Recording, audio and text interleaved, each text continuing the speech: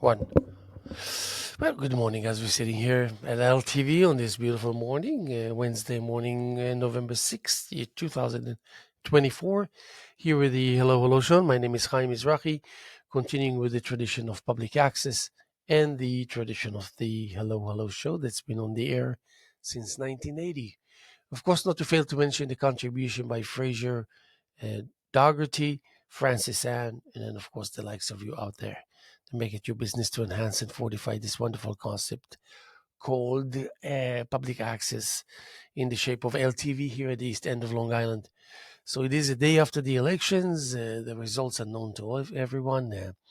Um, every time after any elections, I always like to say, "Long live the Republic," and, um, uh, uh, may the chips roll as they may. And I think we need to be mindful of the fact that no matter who's been elected, they need our support, they need our regard, and they need our help in the process of allowing elected officials to govern as they should and as they're supposed to, and as they have been elected to do exactly that.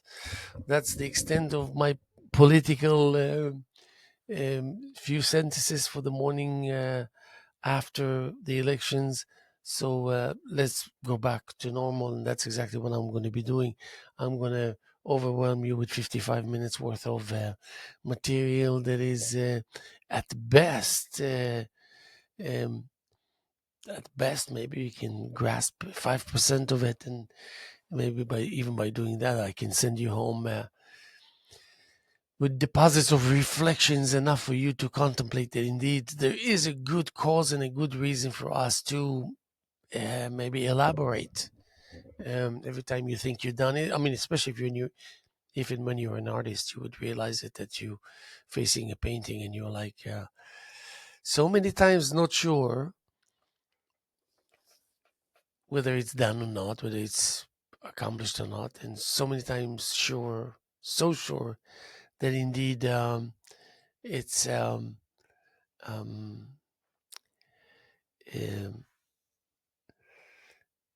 that you know for sure that it's good to go. But then you shift and switch between one entity to another, one level to another, until really at the end of the day, the painting itself will dictate when uh, it's ready to be, you know, to be declared as mission accomplished, so to speak. So, yeah, I'm getting ready to welcome six new artists for the month of November/December. So I'm looking forward to that. And as we speak, we have Micah Martyr with his wonderful work. We have about 25 pieces here, paintings. Um, it will be worth your while to come and check out Micah. Micah Martyr is a talented, capable, innovative, original artist. And this body of work that I showed at Ashwa Hall a couple of weeks ago was the result of 6 to 8 months, I think, of work. Very impressive, very formidable, and also in the same token, it feels and it looks promising. You know, when you kind of come and see it, when you when you come and see it, you would be uh, pleasantly surprised. That's the best way I can put it. Pleasantly surprised, and I'm just getting comfortable here. It is actually fairly early in the morning here. So, getting ready to um, welcome the next group art show, even though this particular show is actually a solo exhibition for Micah. And as I said, you can come and visit us here Monday through Friday 9 to 5, and then of course if you attend any of the after hour activities, whether it's theater, music, or anything else that's on display here So that will give you an opportunity also to check Micah's work. And um, I, uh, I think that LTV is doing an incredible job in making itself available for to the public. We've been doing this particular show for almost 28 years, and it's all about, like, literally.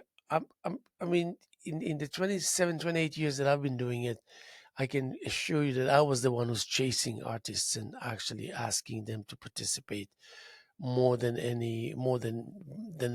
our artists approaching me, which they do. But I'm actually the one who's aggressive, who's like begging people to come and be a part of it. And I think it works for us when LTV allows that to happen and grants us the opportunity. And and people like myself, that I consider myself like so many others, that we don't do work here for money. We don't get paid. We produce shows. In my case, I curate art shows, and there's no compensation per se, and there's no aspirations that your investment of time would be or should be based on the amount of work that you put into it. It doesn't exist. Here you work, you work, you work. I'm not talking about employees of LTV. I'm talking about producers like myself. So I think that also LTV should feel proud of itself in making so much available for the community, and being able to do that and be able to pull through. Now, of course, it takes a whole group of people to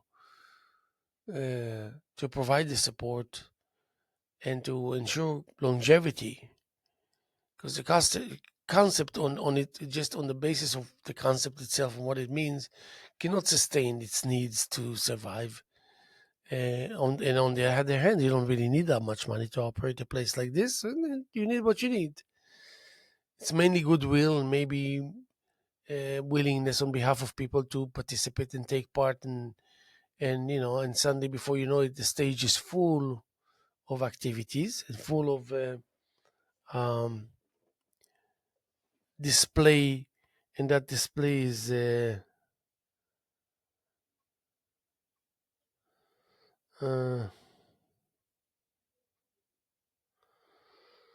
let's see what's going on here.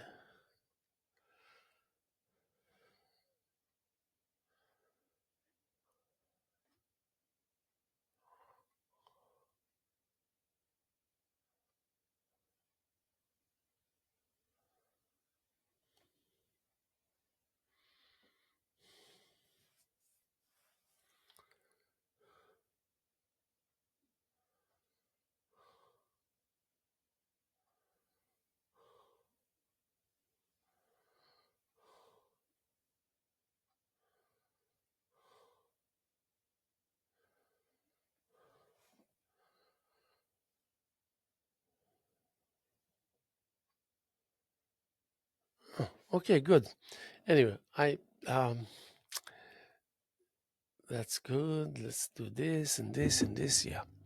Um,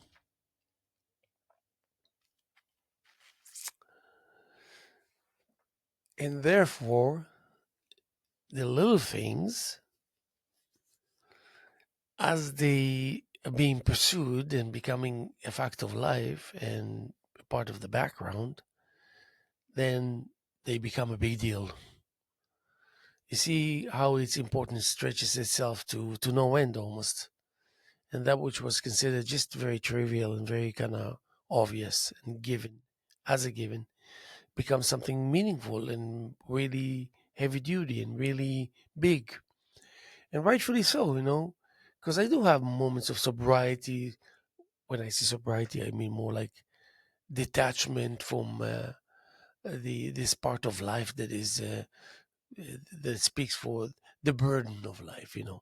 Eh, I'd like to get rid of this feeling while I'm in the midst of being engaged with this, because it's too self-explanatory, and I know too much about it to find myself dwelling or redwelling about something that I went through and done it and resolved it. So why should I find myself like tackling a reality that is actually as if I didn't do any work, emotional and spiritual, and to bring myself to advance so much to be able to function and to operate, as opposed to times where you have too much on your shoulder, too much on your life, too many tasks, too many worries, too many responsibilities, and until you realize that you can have all of that, but when you change your attitude, it doesn't look as bad, it doesn't feel so demanding. It has it's much more good natured than you ever thought it to be, and just so many things of this nature. Um, and you'd like to keep it this way. Yesterday I spoke to you about preserving energy. This discovery, the first discovery, that if I can help you just by talking about it, that you suddenly you will think to yourself, "Oh well, that's a good thing to know." The big discovery for me was realizing that there's certain kinds of energy that are not replenishable. They're very scarce. Nobody bothers to tell you. Mother Nature doesn't declare it to you ahead of the engagement or during or after. Nothing. It's something that you have to figure out that is there to begin with, and you have to figure out that engaged what it really spell on the surface. What is it that now uh, uh, is a no brainer to do? What am I to pursue now on the behalf of that? So I guard that energy and how I put it to use with my life, because what you use, you will never see again. So that's a good thing to know, don't you think? And in general, to educate yourself that you don't just like open up to the world in the way and the style that you've been doing it so far, and to realize that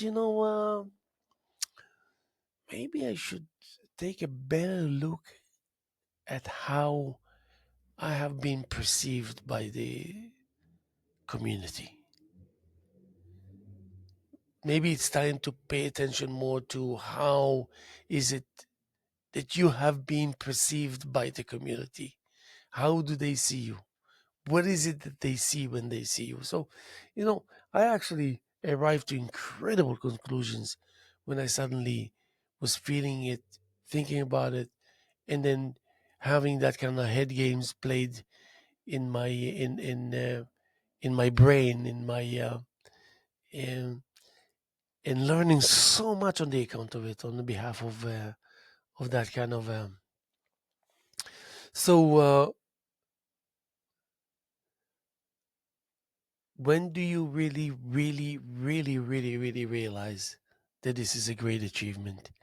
Is that when you go back to that immediate vicinity of the zone of creativity? I like to call it. I like to say that instead of saying your studio. That the immediate availability of that zone of creativity. Yeah, that's where you're yourself. So when you go there, suddenly you feel something like really light, suspiciously light, and almost like a scenario where you immediately think about, well, I don't deserve to feel so good, and then you get into the bottom of it. The bottom of it is and will be and has been uh, just the kind of list that you have to create that will help you treating yourself better. But I don't mean by your diet. I mean by the thoughts you think and the vibrations and sensations that come your way, and you treasure it and welcome it.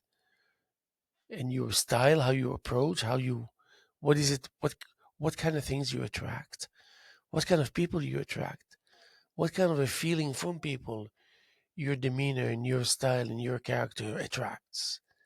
These are important things to know, especially when it's in the right timing, because there are better days than others, than the subject matters are worthy of dealt with. Being dealt with. Being dealt with, that means uh, uh, outbursts of what's the name? I don't know why my eyes are itchy. Between outbursts of joy and satisfaction to utter disappointment. And when you know where you stand, none of it will make you feel worse or better than you already do. If you feel good, it won't make you feel better. And if you feel bad, then it will make you feel worse. You take it at face value. And because your immunity comes from the fact that you're constantly busy in general, but especially when you go to your studio. Now, think about it this way. I know artists and their studios and their routine, most of which is very familiar to me because we're doing the same thing. When you're creative and it's important to you and you devote a hefty amount of your time and you're a devoted artist, then the feelings will be very familiar, and the sight and the discovery and the details and the will be more familiar than not. So you wouldn't need any crash course in being introduced to the world or to a group of people. You know them. You know them. You feel you know them. And when you feel you know them, you know that you know them. So you're not going to dive into the situation of finding yourself trying to get to know them when you already know them. It's just that. You don't want to find yourself trying to get to know something that you already know. Which, believe me, believe it or not, I have caught myself more than once dealing and dealing with things. I say, why am I going through this? I went through this so many times. I took my notes. I implemented my realizations and discoveries. I advanced from it. I benefited from it. Why am I, lo- why am I creating an account that I already have? And all I need to do is really sign in, but I find myself creating the account, and then the assistant tells me, "Well, this email of yours has been already used for an existing account." And then you realize, my God, she's talking about the account I already have while I'm trying to create the account that I think that I don't have. That's the kind of confusion that you cannot afford to have as an artist because it affects the core of the being of the being of the depth of the core of what's so vital for you to benefit from you finding yourself in the thick of it, and then that spells to you that something right is happening because this is action at its best, and you know about yourself enough that to know that when you feel that it's action at its best, then it spells good stuff. It's just like Lee Krasner in the days where she was protecting and taking care of the man she loved and admired and respected, Jackson Pollock. Uh, she was, I think, when I read the American Saga, which is a great autobiography about Jackson Pollock, you would be amazed that it's like a really thick, 1,000-page book or something. So at that point, she said the time span, there were months here and months there where he was really working. He was really together with his vision. He was really open for suggestions, open for realizations, open for what the world has to offer to him.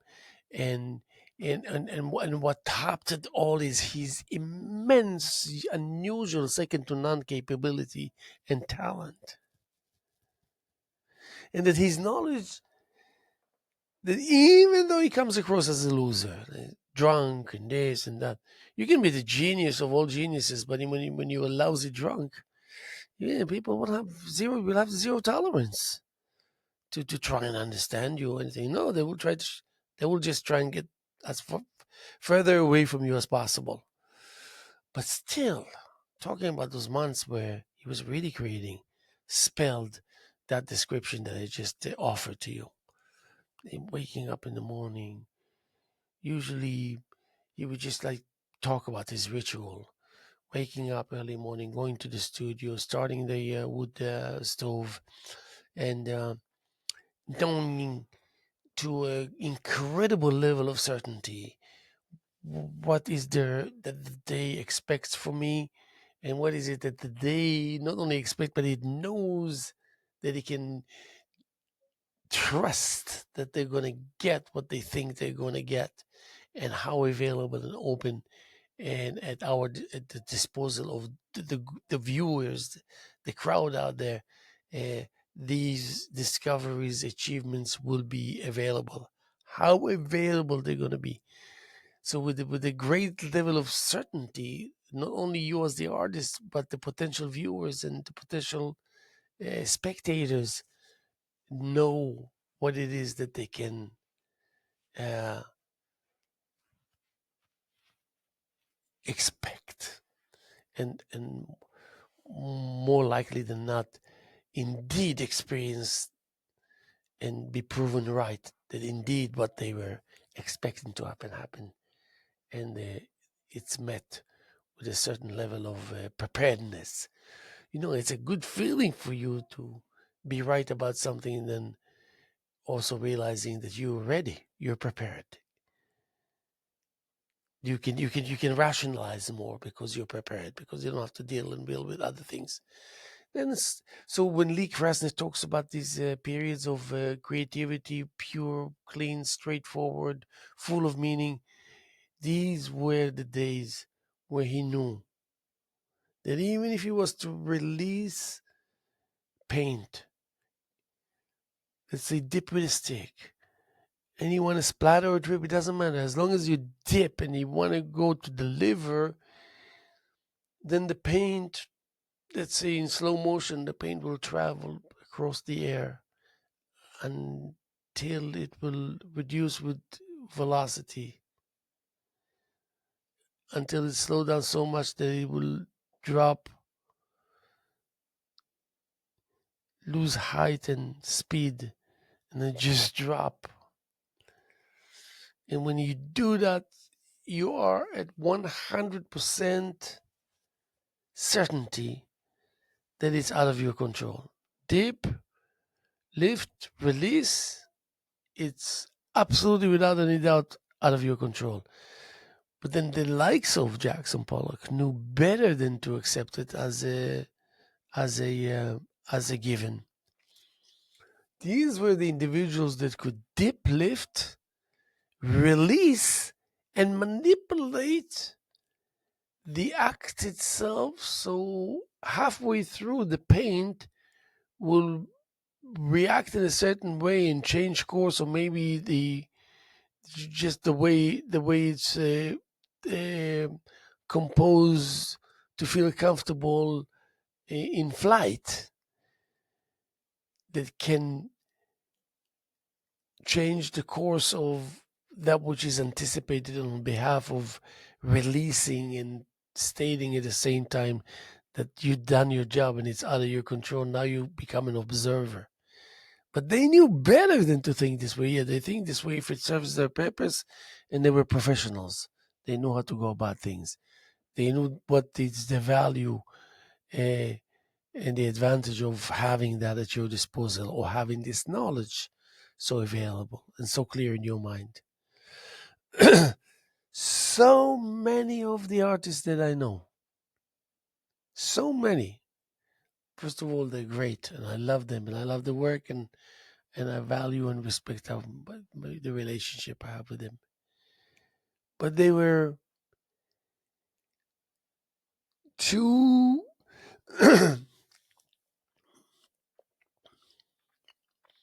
too normal, too much of a routine that doesn't support the reason of why you would find yourself in a studio to begin with. So that means you know yourself to be the person that every day would like to dig in by going back to the basics and digging in the basics as if it was the first encounter, your encounter with the basics, and always find something new, and always, of course, implement it and superimpose it, and cross implementing and introduction, and just understanding what it means to have more and different and more, and new and more, and different and more, and the same and more, but it's more and more. And so if I go for a cup of coffee, Let's just say if I invite an artist or someone to my studio for coffee or whatever, which is unlikely, it doesn't happen really. It doesn't happen because I don't favor it to happen. It's because I don't feel like I really need it. But now and then, yeah, I went for coffee to see my friends' studio and what they do, and then I halfway through us engaging and talking, I'm sorry, I'm gonna yawn because I really slept just only 3 hours last night. So I'm sure you're gonna forgive me.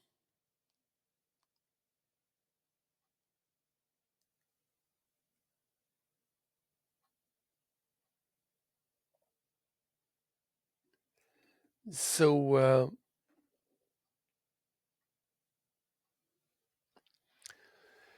halfway through my visit with my fellow artists, I, I would hear myself say, "Hey, listen, I've been here for about half an hour, and I'm really kind of surprised, just in the degree that you're not actually painting while I'm visiting, like that. You don't find it." And then again, I'm just not. This is only my thought, and I'm not saying I'm right and the world is wrong. But I weigh everything against how much does it how much of it is usually can be and usually being translated into hands-on work in progress, that you experience it, you witness it, those who are next to you with you at those moments also witness it and experience it. That means what resides behind the fact that you feel so comfortable with yourself doing, let's say, nothing. And believe me, I come from that realization, reality that I I recall more than once that I just absolutely nothing, and I didn't feel that anything is wrong, and I didn't feel that I should be concerned or worried about anything. But now, when you r- rise to the occasion, find yourself like there and saying, "Wait a second, my outfit is not cannot survive anymore this predicament and this new development." Then you start thinking about wardrobe.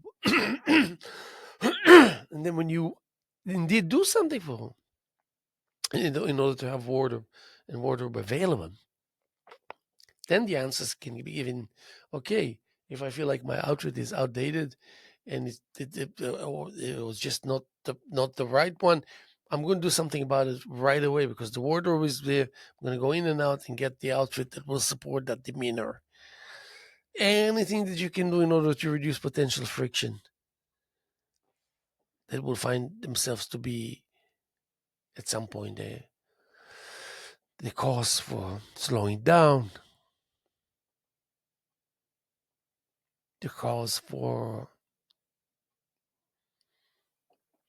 maybe increasing the probability of finding doubts and hesitation, which you don't need, and which you can do without, which there's no reason in the world why you should to begin, unless you have too much time in your head, or at least you pretend as if you do.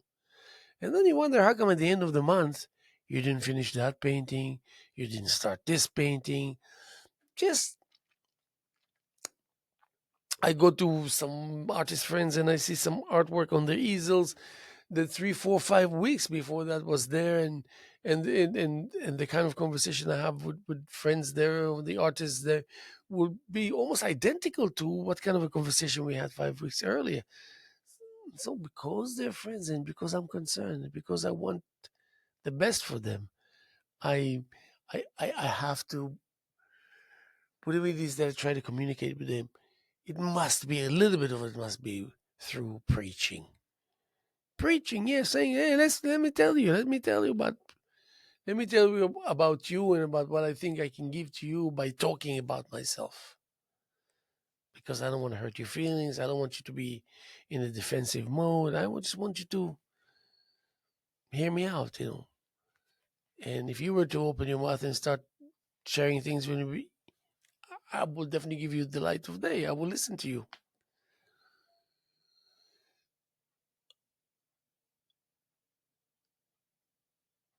I will listen to myself.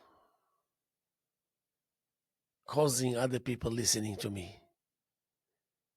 I will listen to myself while I'm causing other people to listen to me. That which I have to offer to them, the kind of rationale that I have available to suggest and to extend and to show and to give. And that's a great feeling, to say the least.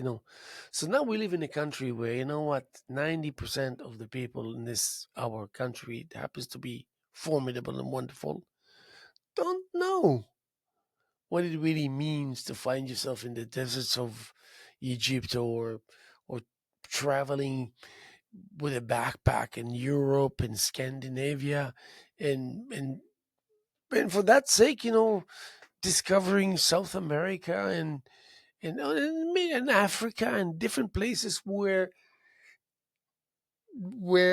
you won't be able to survive, even if you're all fully ready. I mean, within the first 24 hours, you can get food poisoning, and you can kiss your trip goodbye and plans goodbye, and you can be as sick as a dog, and you will be wondering what just hit you, because you will know what just hit you. Also, danger and violence and what, all over. You know what? Eh, I mean, in order to really make a point about certain things, you have to be cliche so much, so cliche. It's not. It's painful almost, but it's necessary to say. Wake up in the morning, go sit in your little spot, indoors, outdoors, and have your cup of coffee. Maybe continue to read that fantastic, awesome book that you've been reading, or make phone calls, or go for appointments or interviews, or take walks, take bike rides, go go watch a movie, and go and treat yourself, maybe with for lunch with a friend, a good friend, or maybe even if you don't have that much money, you can still call a friend and say, "Let me take you out to lunch," and and and you write and you paint and you play music and you take walks and you socialize, and if you're lucky enough, you even have a family and a good wife, some kids, and a job and three jobs and whatnot.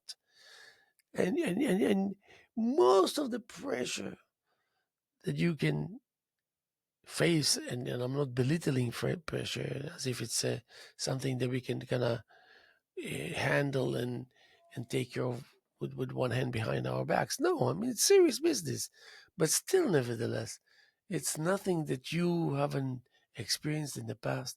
It's nothing that will cause you to realize and find out that you're not ready and that you're in trouble. No, it's not. You're ready. Your system is ready.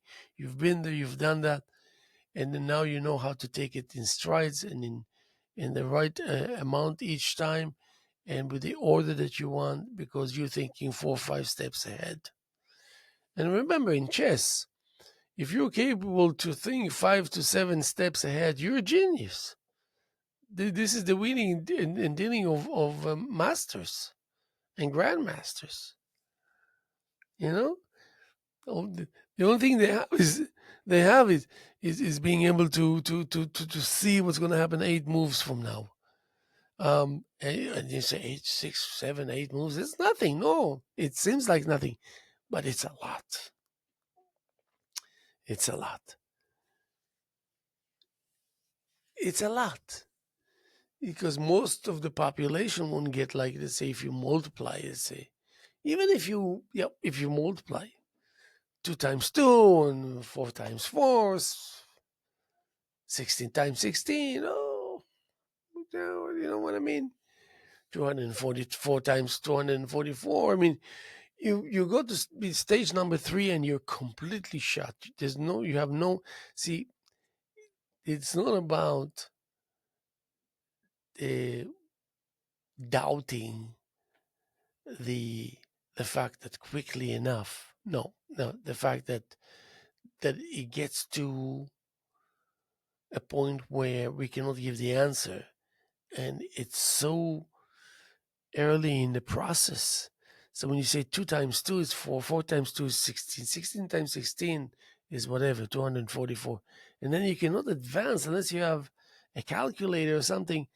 It's tough. It's almost impossible. So let's say there was as long as you can give answers and quickly enough, then the discussion is alive and continuing. But here you start the process and quickly enough, it's a no go. That means it's a no go. You cannot continue. It's over until you're ready again or better, ready again this time, and then you initiate or engage again in all this. Most of the time, it will be because you don't want to come with ready answers. You want to be surprised and be able to answer the question or the dilemma, whatever it is, as it takes place. So I'm there in the studio visiting my friends, having coffee and all that, and I happen to hear myself say, "Hey, listen, you can put your time to use in a much more efficient way than you do."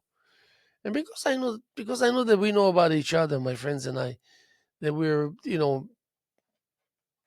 comrades, we're friends, we know about each other, so we can, so we're willing to listen. We're willing to listen. Usually, uh, I can convince artist friends of mine that they can do better.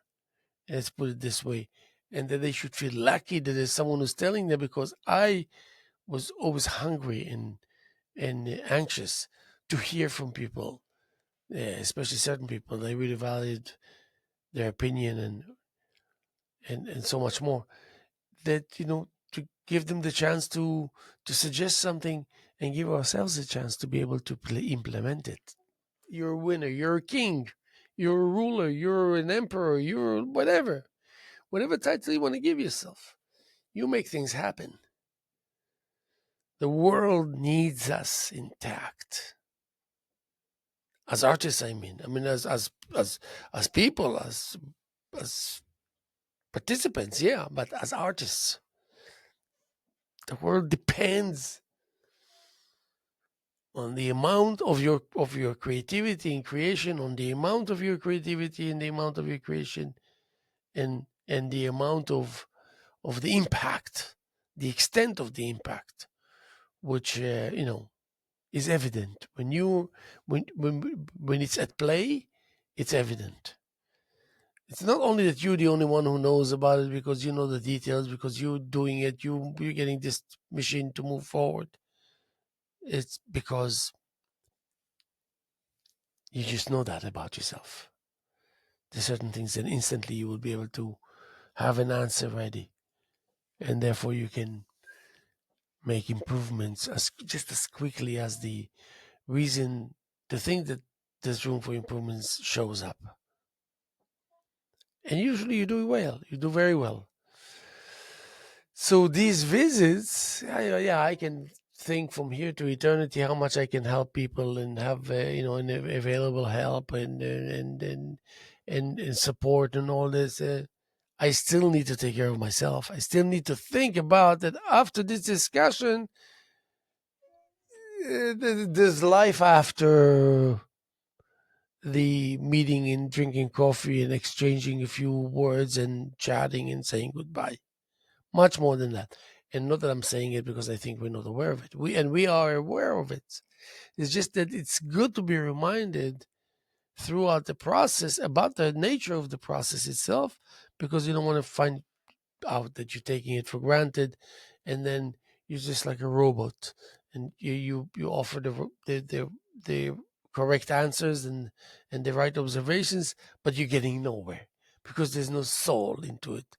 There's no intent, and there's no like that self acknowledgement of quality, that for the most part you are responsible for its own creation.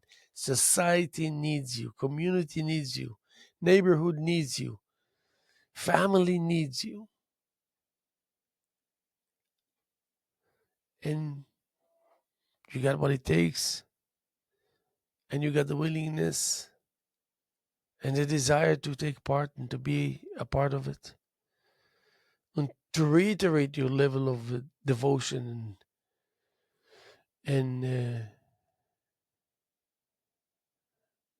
and to give the time and to stay the extra time and to make it easier for people to be able to figure out about you as a person, especially if you're one of the participants, so people will know what to expect. I love that. I know what to expect. It's just like you go see a movie and you're not so sure about who the actors are, and then when the movie starts, you realize who the actors are. You anticipate it's going to be a good movie because some of the actors are just cannot fail. I mean, even if the storyline is terrible, it will be a good movie.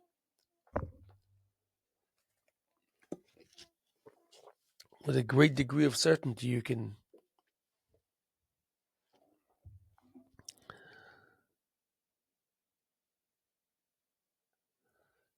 be accurate with your predictions.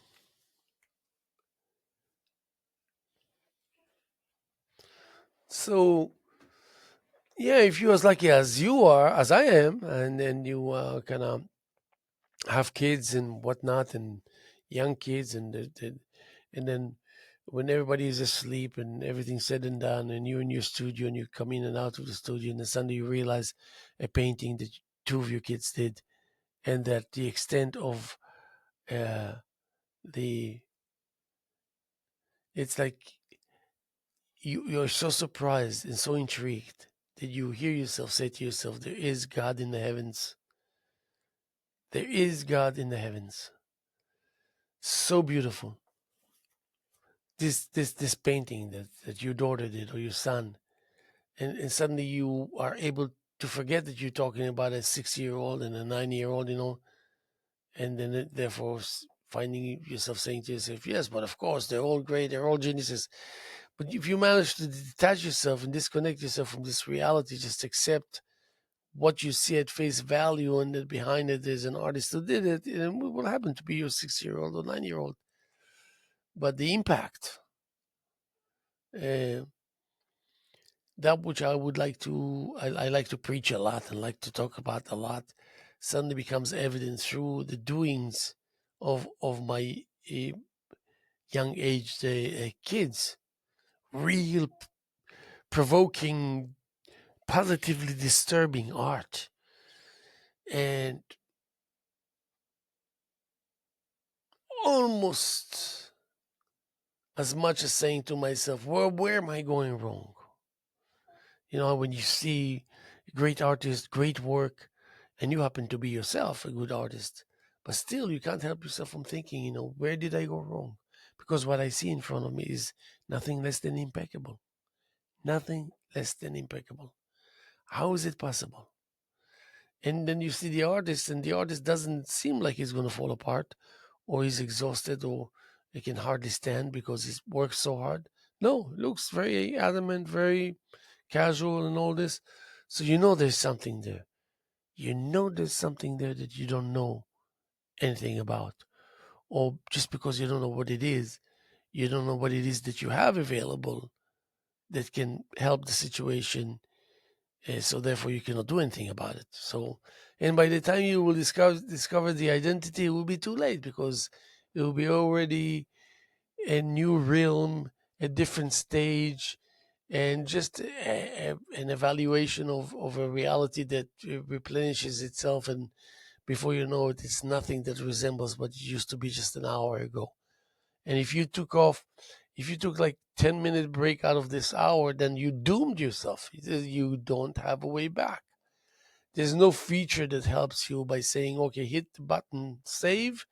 So when you log in again, will immediately take you to that which you saved, and you can pursue and continue from where you stopped. Yeah, usually that's the case, but now we're talking about the big league.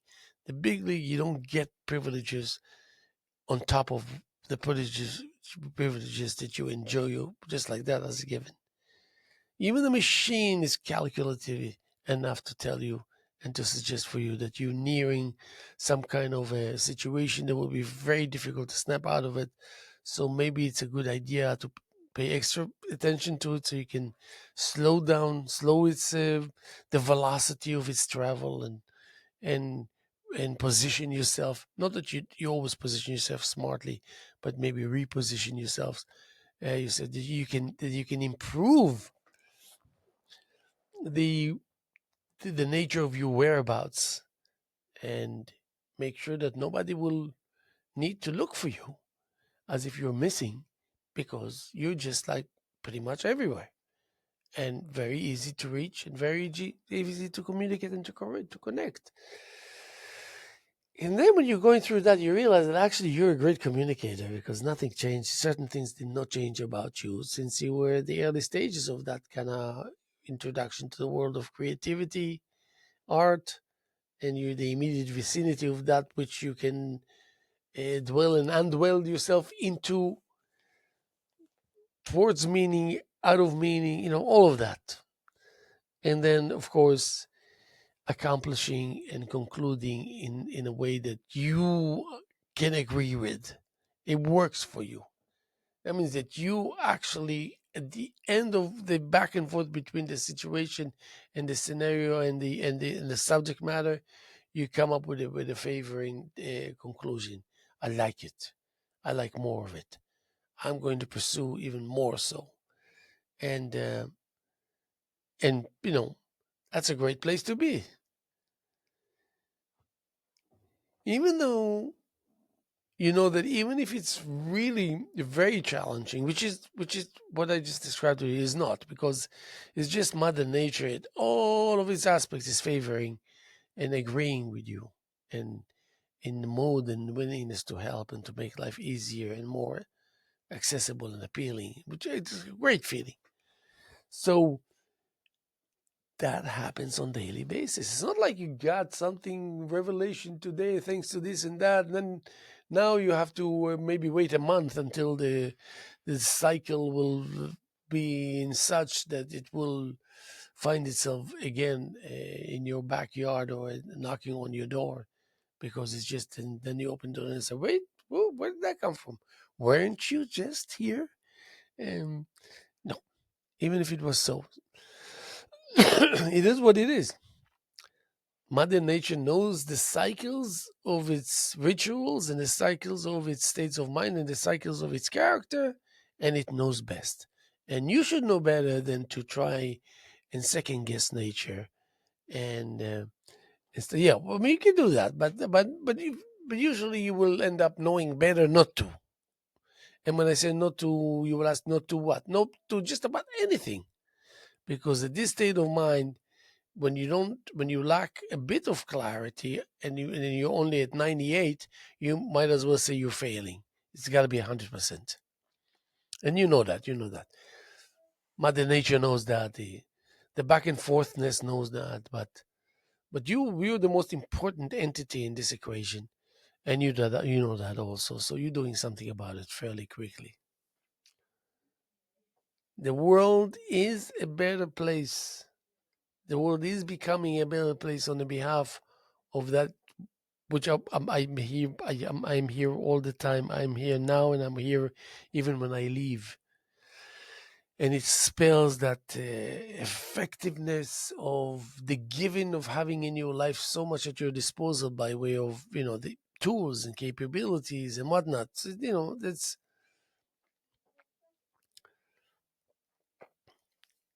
so taking it for granted on your behalf will be something that's parallel, not something that is mixed with the essence of what drives everything forward and what makes it so formidable and impressive. So it is a system that takes care of itself out of a deep level of conviction and understanding of the nature of that which usually scares us to death, and therefore we abandon it prematurely, only only to find out later there was a big mistake. But then at that point, even if you can turn around and go and retrieve it and salvage it and do, you would rather not. Say, okay, let's call it a total loss. Loss. Why? Because to fix it is 5,000, and it's 22 years old. Might as well just give you the blue book value, which is 5,000, and we call it a night. Something like that. But the regard and respect and acknowledgement of our understanding of your description of where you stand and what it spells by way of power, by way of originality, by way of magic, by way of impressions, by way of implementations, by way of getting busy in the face of abundance. And you always go back to square one anyway because you need to give your thanks. Where is a better place to give your thanks to life or to the world, uh, out of your level of, okay, uh, I know I have $5,000 in my pocket, but knowing that I have $1 million at home makes it easier for me to spend the 5,000 that I have in my pocket, even though it's a lot of money. And maybe even in the process, finding myself buying lunch to people, putting a $20 bill on some homeless hand that is uh, reached out to ask for help, and it's spending extra 5 minutes with a total stranger that is in distress, and that very clearly and evidently your conversation with him or with her are so vital to their immediate safety, and uh, you know so as I said, today after the elections, we, what is it, November 6th, yeah, Wednesday, and we're here at LTV, and like I'm saying, I can't believe how proud I am of myself by distancing myself from the back and forth of that verbal interaction when it comes to politics. I don't know, maybe it's my age or something, but unbearable to think that it deserves so much weight and so much. I remember I had a friend, and he was like, put all his might into perfecting the demeanor of combativeness. Oh, I'm going to tell you that you're in trouble, that life is going to come to an end, and like this, you know. And you want to say, so what do you think about the coffee I just made you? Is that delicious or what? You won't believe it. This is 8 o'clock. You know, this brand called 8 o'clock. Remember that 8 o'clock that we used to make terrible coffee? But I don't know, this new packaging, the new, maybe the coffee is new. I just bought it this morning. I think it's really delicious. And then the person looks at you and says, suddenly says, I think you're right. The coffee is good. I was wondering. And then you wind up doing small talk, and then that small talk really causes that entity in front of you to tone down, to realize that maybe all along you were wrong by overwhelming the system or the immediate vicinity of where two people interact. Those sacred grounds doesn't need the drama or the hoopla and whatever, too much noise regarding or in the name of this discussion. It's not a must to go through that. It is very important to understand that going through any interaction, especially with the people under discussion, deep thinkers and very flexible, very loving, very generous. But certain things can drive them crazy and change them from end to end instantly.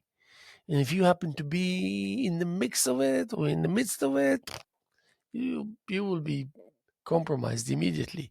Nobody will remember that you're a friend or that, but it's so and so. Nobody. And even if they do, it won't mean much. Why? Because the moment is greater than the all the levels of convictions and achievements of a very well enlightened individual that makes it his business or her business to speak philosophy and to contemplate psychology and to estimate spirituality.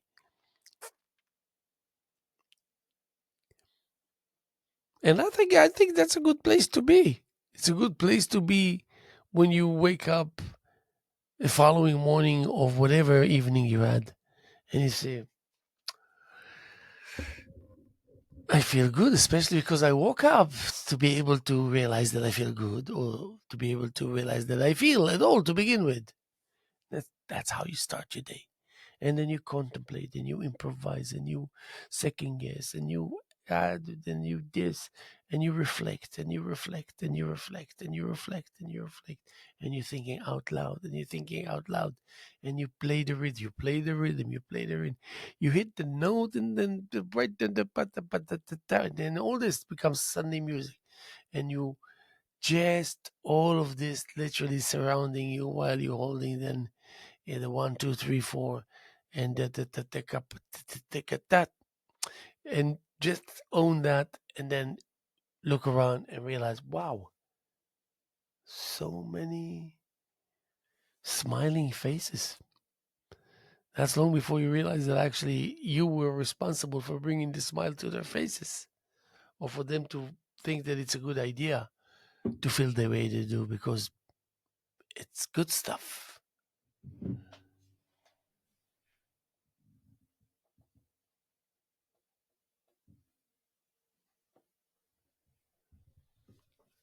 I think we're almost done here and almost concluding this show of this wonderful morning.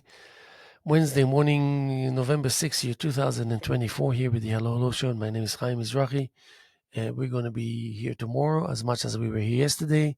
And as I said, as much as we're here this morning, post election day, November 6th, year 2024. And my name is Haim Mizrahi, here with the Hello Hello Show. And remember, there's much to look forward to.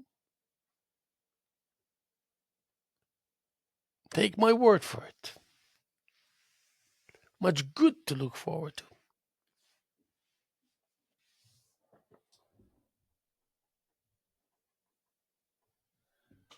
Just want to see what the 2 more minutes here is at the end. Oh yeah. And as I mentioned before, you still have the opportunity and the chance to come and visit LTV, because from now until November 15th, Micah Marder has his solo exhibition here of wonderful new paintings. And starting the 18th, will be on display with 6 other new artists, which we're looking forward to. And we're hoping that you will make it your business to come and visit LTV, enjoy the art, get to know the entity, learn about the concept, and then you will leave the building enlightened, to say the least. So again, keep up the good spirits, and as I said, there's much goodness available to look forward to. And even if you think I just lost my mind, say, what really? Then make yourself believe that indeed it's so, and indeed it will be so. I promise you.